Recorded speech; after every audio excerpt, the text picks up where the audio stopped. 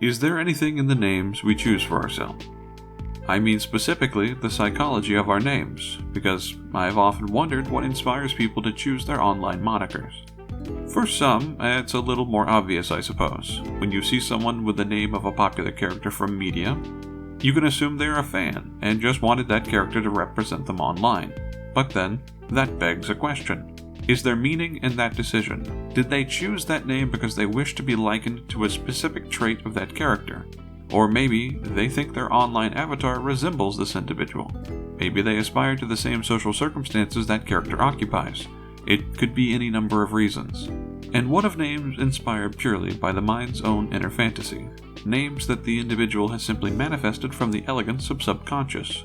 What do they mean to the individual who owns them? Only they can know. Screen names are powerful assertions of anonymity. In older times, they were pen names and pseudonyms, taken by authors who didn't want their current works judged under the lens of their previous. And this provocative anonymity allowed them a clean slate of judgment. In the modern era, a username has little more purpose than a consistent identity and the vague suggestion that you operate unknown. And yet, to its owner, a username can be so much more than that. It can be a unifying theme, it can be a representative moniker, it can be nonsense that sounds interesting. What it is, and to who it means what, is as varied and unique as the names themselves. Each a unique and particular representation of who sits behind the screen, offering that glorious anonymity that emboldens our worst traits for lack of fear for reprisal. And yet, we crave and endorse anonymity. Privacy, for it gives a voice to those who cannot otherwise speak out. It allows the faceless, nameless masses to grieve at injustice without fear of retribution. It allows those who would otherwise be oppressed to speak freely on any forum and be judged by the color of their character instead of the color of their skin. It is for these reasons, and many more, that our privacy is dearly coveted. We hide behind screen names and avatars, crafting for ourselves new and personalized identities to show the world who we want to be, instead of who we are forced to be. And as with all things coveted in this world, there are those who would profit from our self-indulgence. A VPN is not a new tool in the world of internet security. They've been used extensively in commercial, industrial, and corporate infrastructure for decades in one form or another, only recently coming into the public consciousness.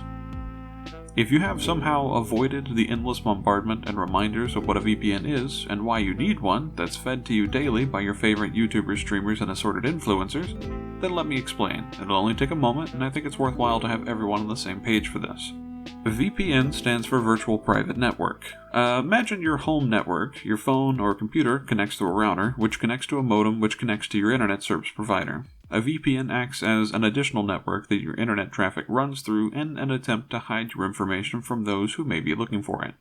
They claim to have a great number of benefits, offering protection from hackers and all the faceless corporations that relentlessly track and sell your data online. But what protection can they offer you truly? Very little, in fact. Sure, your traffic is routed through some other country for a while, but many services can now recognize your device's MAC addresses or serial numbers, and can tell that you haven't always connected from that location. Netflix and many other services have now begun disallowing access when region changes are detected. And why do you think this happens? In part, it's the legal responsibility companies have to the countries in which they agree to operate with it. Netflix isn't maliciously deciding the denizens of Chile can't stream the newest season of The Witcher. They are abiding by content laws within that country, or that are being enforced by other larger countries. Just a disclaimer here, I have no idea whether or not The Witcher is banned in Chile, that's just an example. Another part is the growing concern of censorship in the various connected countries of the world. Freedom of information is quite dangerous with a structure of power that unfairly and intentionally traps and impoverishes those born into certain social and ethnic groups. I could go into the many public documented cases of this, but I would run the risk of being censored in the countries in which this may have happened. For the United States, where I currently reside, a wonderful example of some of the effects of censorship is the fate of Invader Zim. For those of you who may wish to go back and rewatch this cartoon from your childhood, you will find it rather difficult. Certain episodes, which unfortunately must remain unnamed, are all but impossible to locate due to their content reflecting and preceding real-life events that transpired in the United States in 2001. It is unclear whether this was a decision made by the show creators, or whether this was a reflexive move by the network, preemptively pulling the show before it was actively censored. Alternatively, it could just be a perfect storm of an edgy show not being well preserved and coincidentally covering topics that were considered taboo at the time. However, I personally find this a bit convenient.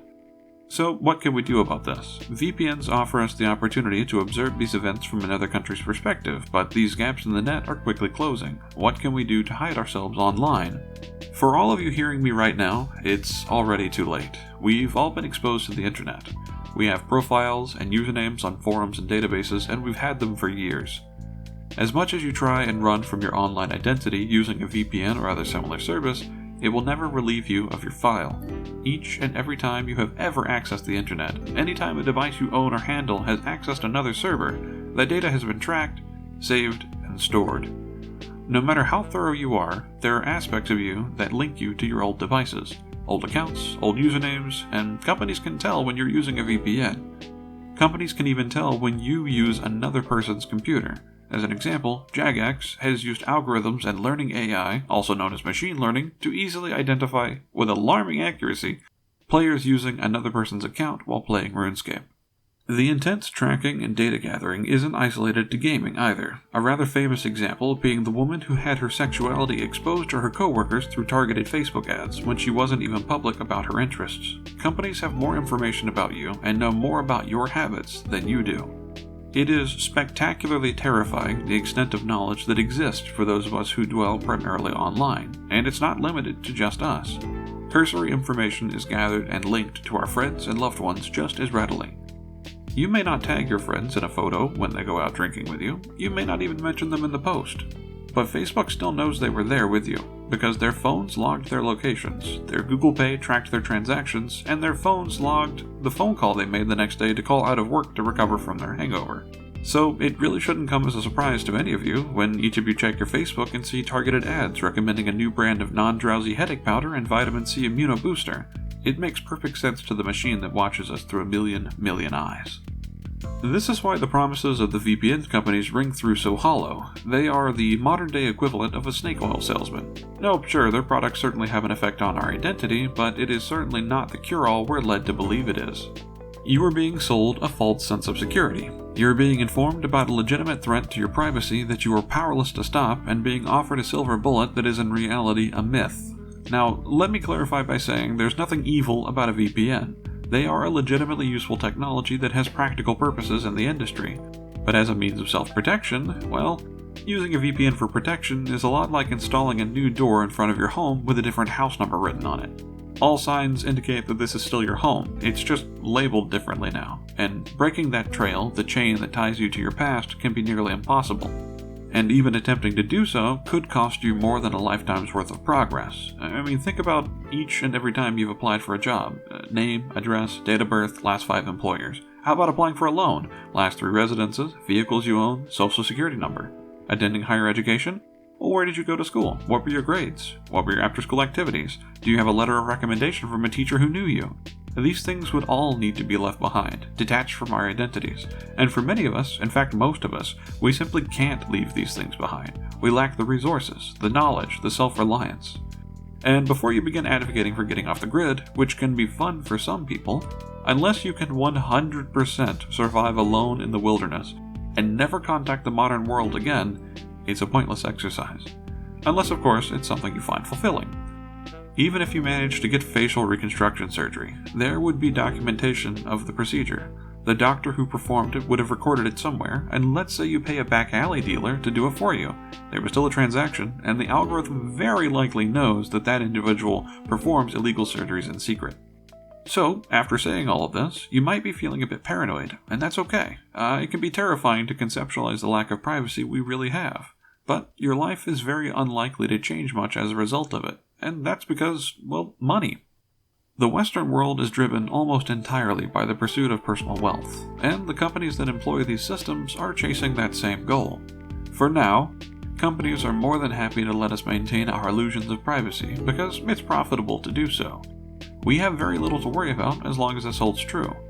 But if a company ever does conceive of a way to profit massively from breaching our privacy without the pretense of an air quotes data breach, then, well, I look forward to everyone knowing that my first ever online username was derived from a certain plastic brick company, and I can't wait for all the awesome deals that brings me. So give care and consideration to the names you use online. They aren't a temporary edifice destined to drop into the endless sea of unknowns. They are a definite and permanent mark that will hang over you for a lifetime. I am sure that after making this video, no VPN will ever sponsor me, but I think I can live with that. Thank you for listening, and be well.